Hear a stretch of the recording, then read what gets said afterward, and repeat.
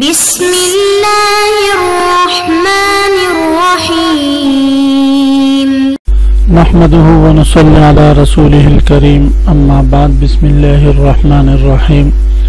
عزیز طلبہ، آج ہم کنز الدقائق حصہ دوم سبق نمبر 251 شروع کر رہے ہیں۔ اس سبق میں ہم کتاب المزارعات سے متعلق پڑھیں گے۔ آج کے سبق میں ہم انشاءاللہ مزارعات کی تعریف اور مزارعات کی شرائع سے متعلق تفصیلاً جانتے ہیں۔ مزارعات یہ زرعن سے ہے، اس کا لغوی معنی آتا ہے بونا، بیج ڈالنا۔ اصطلاحی تعریف اس کی علماء نے فرمائی ہے ہی عقد علی الزرع ببعض الخارجی، یعنی پیداوار کے بعض حصہ پر کھیتی کرنے کا عقد کرنا، زراعت کا عقد کرنا، یہ مزارعات کہلاتا ہے۔ مزارعات کو شرعاً مخابرہ اور محاقلہ بھی کہتے ہیں۔ اس سے پہلے مصنف علیہ الرحمہ نے کتاب القسمت کا ذکر کیا اور اب مزارعات کا ذکر فرما رہے ہیں۔ اس کی وجہ یہ ہے کہ کیس سے جو پیداوار حاصل ہوتی ہے وہ مزارع اور مالک زمین کے درمیان تقسیم ہوتی ہے، بس تقسیم املاک کی حد تک دونوں میں اشتراک پایا جاتا ہے۔ اس لیے قسمت کے بعد مزارعات کے احکام کو ذکر فرما رہے ہیں۔ مزارعات یہ شرعاً جائز ہے اور بعض حضرات نے اس کو ناجائز کہا ہے۔ مثلا امام صاحب رحمہ اللہ تعالی روایت ہے، وہ فرماتے ہیں کہ ثلث، ربع یا کم و بیش پر مزارعات کرنا یہ باطل ہے۔ ان کی دلیل آپ صلی اللہ علیہ وسلم کے حدیث شریف ہے کہ آپ صلی اللہ علیہ وسلم نے نہا عن المخابرۃ، آپ صلی اللہ علیہ وسلم نے مخابرہ سے منع فرمایا، اور میں نے بتایا کہ مزارعات کا ایک نام محابرہ بھی ہے اور ایک نام اس کا محاقلہ ہے۔ تو اس لیے وہ فرماتے ہیں کہ مزارعات یہ جائز نہیں۔ دوسری وجہ عدمی جواز کی امام صاحب رحمہ اللہ تعالی یہ فرماتے ہیں کہ مزارعات میں اجرت مجہول یا بالکل معدوم ہوتی ہے، اس لیے یہ جائز نہیں ہونی چاہیے۔ جبکہ صاحبین رحمہ اللہ تعالی یہ حضرات فرماتے ہیں کہ مزارعات اگر ثلث، ربع وغیرہ پر ہو تو یہ جائز ہے، اور ان کی دلیل آپ صلی اللہ علیہ وسلم نے عامل اہل خیبر علی نصف ما یخرج من ثمر او زرع، اہل خیبر والوں سے آپ صلی اللہ علیہ وسلم نے یہی مزارعات کا معاملہ کیا تھا کہ یہودوں کو ان کی زمین پر برقرار رکھا اور یہ طے فرمایا کہ جو پیداوار ہو اس کا نصف مسلمانوں کو وہ دیا کرے۔ تو اگر مزارعات ناجائز ہوتی تو پیغمبر صلی اللہ علیہ وسلم یہودیوں کو یہ اختیار ہرگز نہ دیتے۔ دوسری وجہ جواز کی یہ ہے کہ مزارعات تو در حقیقت یہ شرکت بین المال والعمل ہے، اس لیے کہ اس میں مال اور عمل کے درمیان شرکت ہوتی ہے۔ ایک کو مال کے منافع ملتے ہیں، دوسرے کو عمل کے منافع ملتے ہیں۔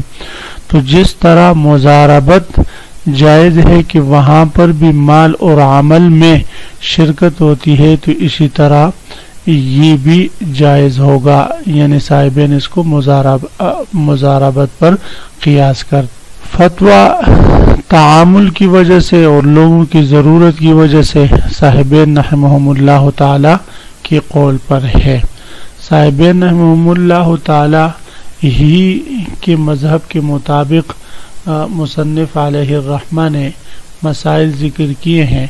سب سے پہلے تعریف فرماتے ہیں عقد علی الزرع ببعض الخارجی، کہ مزارعات وہ زمین کے محصولات میں سے بعض حصے پر مثلا ثلث، ربع یا خمس وغیرہ پر عقد کرنا یہ مزارعات کہلاتا ہے۔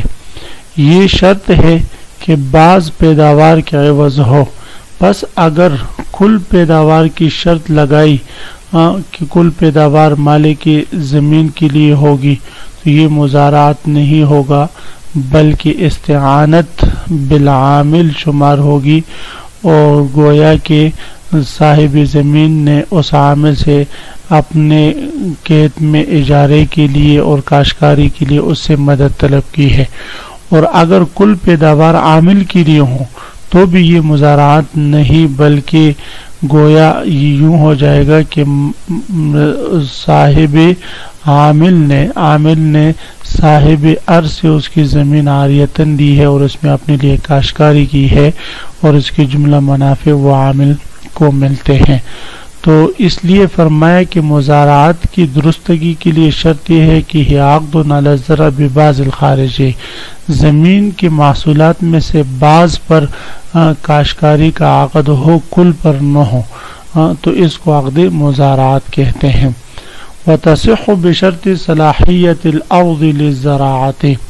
اب یہاں سے مصنف علیہ الرحمہ کے ہاں چونکہ عقد مزارعات درست ہے، لیکن صاحبین رحمہم اب یہاں سے مصنف علیہ الرحمہ صاحبین رحمہم اللہ تعالیٰ کے مذہب کے مطابق چونکہ عقد مزارعات درست ہے، لیکن انہوں نے بھی اس کے لیے کڑک شرائط لگائی ہے، ان شرائط کا ذکر فرما رہے ہیں۔ فرماتے وتصح بشرط صلاحیت الارض، زمین کے لیے زراعت ہو، زمین زراعت کی قابل ہو اور بنجر نہ ہو، یہ شرط ہے زراعت کی درستگی کے لیے۔ اس کے بغیر جو ہے چونکہ مقصود حاصل نہیں ہوتا، چونکہ مزارعات کا مقصد وہ فصل جو ہے وہ حاصل کرنا ہے اور اس زمین کے محصولات جو ہے اس زمین سے حاصل کرنے ہیں، تو جب وہ محصولات اس زمین میں محصولات کی صلاحیت ہی نہ ہو، وہ بنجر ہو، تو فرماتے ہیں پھر عقد مزارعات درست نہیں ہوگی۔ تو سب سے پہلی شرط کیا ہے؟ فرماتے وتصح، اور عقد مزارعات صحیح ہوگی بشرط صلاحیت الارض للزراعت، اس شرط کے ساتھ کہ زمین میں زراعت کی کاشتکاری کی کاشت اگانے کی صلاحیت ہو۔ وَأَهْلِيَّةِ الْعَاقِدَيْنِ أَيْ تَصِحُّ مزارعات بشرط اہلیت العاقدین، عاقدین کی اہلیت، اہل ہونا، یہ بھی مزارعات کے لیے شرط ہے، یعنی عقد کے اہل ہونے کے لیے، کسی بھی عقد کے اہل ہونے کے لیے جو عاقدین درکار ہوتے ہیں، تو یہاں پر بھی اسی طریقے سے عاقدین اس زراعت کے اہل ہوں، عاقل ہو، بالغ ہو، سمجھدار ہو، مجنون نہ ہو۔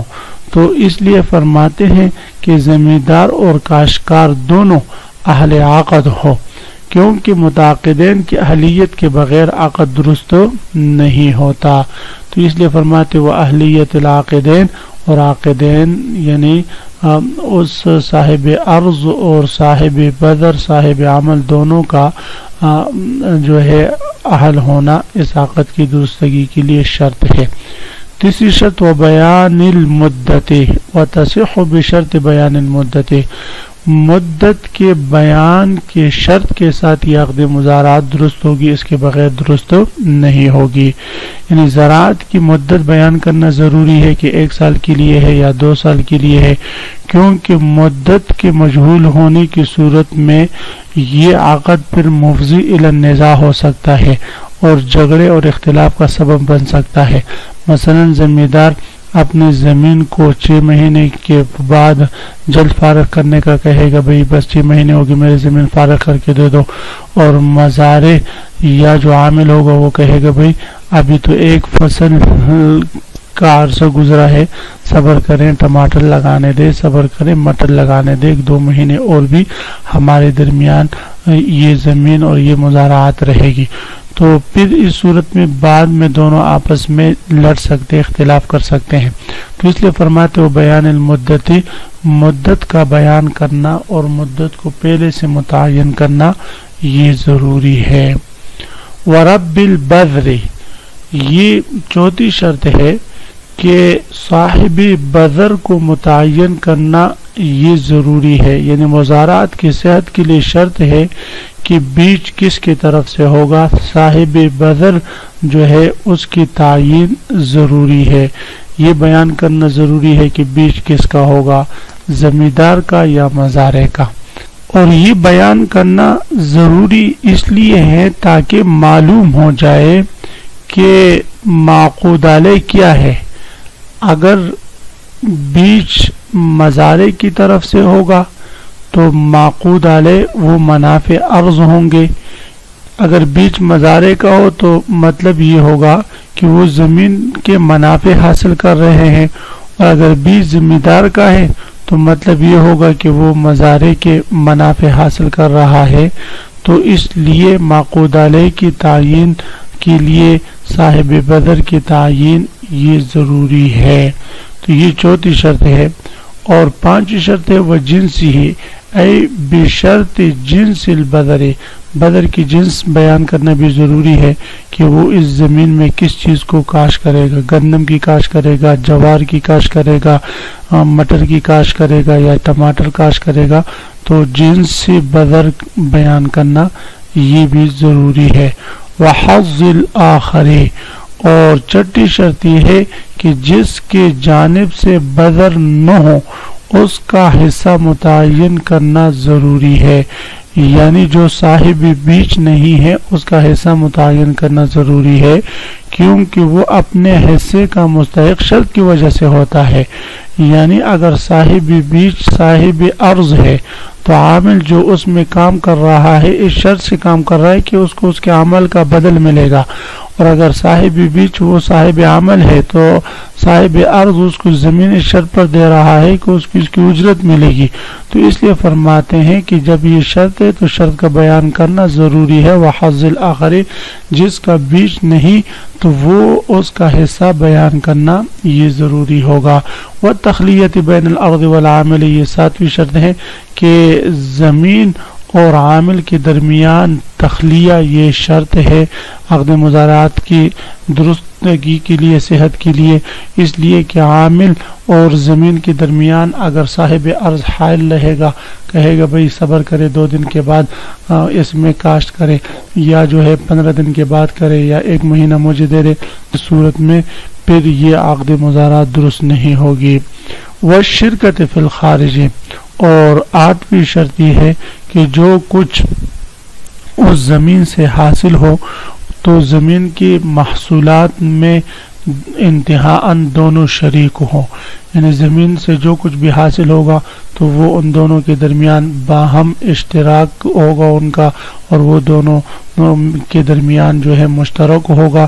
یہ نہیں کہ زمین کی محصولات میں سے پہلے سے ایک شریک شرط لگا دے صاحب ارض یا صاحب بذر کہ میں بھئی بذر اس سے مستثنا کروں گا, یا یہ لگا دے کہ بھئی میں 10 من میرا ہوگا ما بقی آپ کا ہوگا وغیرہ ذالک. تو یہ شرائط لگانا یہ درست نہیں. تو عزیز طلبہ, خلاصہ سبق یہ ہوا کہ ہم نے مزارعات کی تعریف اور مزارعات کی صحت اور عدم صحت کے بارے میں امام صاحب صاحبین کا اختلاف, اور اس کے بعد ہم نے مزارعات کی صحت کے لیے 8 شرائط ہم نے پڑھ لی. تو آپ حضرات اس کو خوب غور سے سنیں, سمجھیں, یاد کریں. اللہ ہم سب کا حامی و ناصر.